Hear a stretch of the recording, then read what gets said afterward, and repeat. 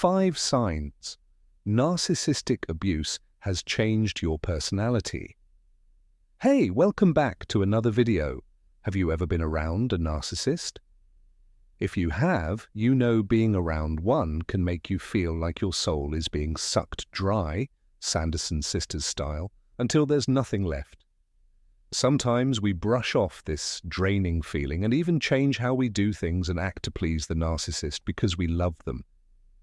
It may seem harmless, making 1 or 2 tiny changes, but those little tweaks can take big chips out of you and your personality. Let's take a look at 5 signs narcissistic abuse has changed your personality. Before I continue this video, please help support me by pressing like this video.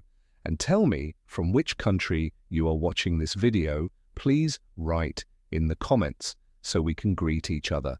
Number 1, you overthink when you used to be self-assured. When you're a victim of narcissistic abuse, you have someone who believes they're always right and you're always wrong. They may constantly watch you and correct the way you do things always, while peppering in how perfectly they would do it. A narcissist may say, "How stupid are you? You're never careful. I always tell you to watch what you're doing." If you've been through narcissistic abuse, you may now overthink things more often than you used to, even the tiniest thing. Think back. Do you remember a time where you were more decisive and confident of yourself? This could be your personality changing due to the narcissistic abuse. Number 2, you used to ask for help, but now you shut down. When it comes to a narcissist, it's all about them all the time.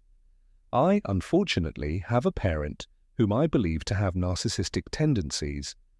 When I moved away for college, I used to call her for everything, but one day I hung up the phone with her and thought to myself, I called for help and I don't feel better.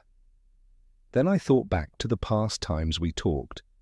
Whenever I called for help or advice, we always ended up talking about her problems and her life.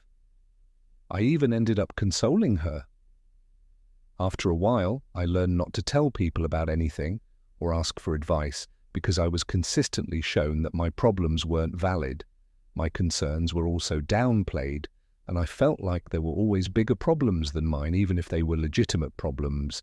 This is a result of narcissistic abuse. Number 3, you used to set clear boundaries, but now they're invisible lines. Everyone should have healthy boundaries that they exercise, whether it's not answering emails after 5 p.m. or telling someone when they use a name or nickname you don't identify with. Your boundaries represent your beliefs and values, and they should be respected. When a narcissistic abuser is in the mix, they don't believe in boundaries when other people have them. Boundaries don't apply to them, so they trample all over them. After enduring narcissistic abuse where your boundaries are consistently ignored and broken, you may stop standing up for yourself or even stating your boundaries when they're crossed. You may even get to a point where you can't say no to anyone. Your personality can become significantly passive when you used to have strong opinions and beliefs. Number 4, you used to take constructive criticism well, but now it can break you. If you've been to school, you know what constructive criticism is. It's the nicer way to tell someone there's something that could have been done better.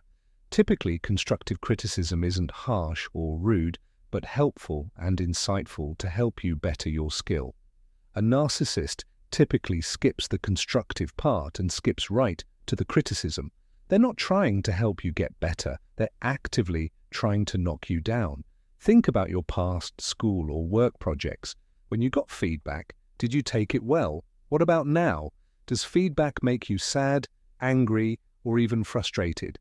This can be the result of constant, harsh criticism from a narcissist. Number 5, you think lesser of yourself when you used to have healthy self-confidence.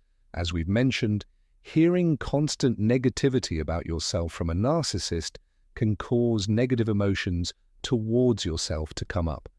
In 2012, Marta Usiauti and Marta did a study on what it's like to live with a narcissist.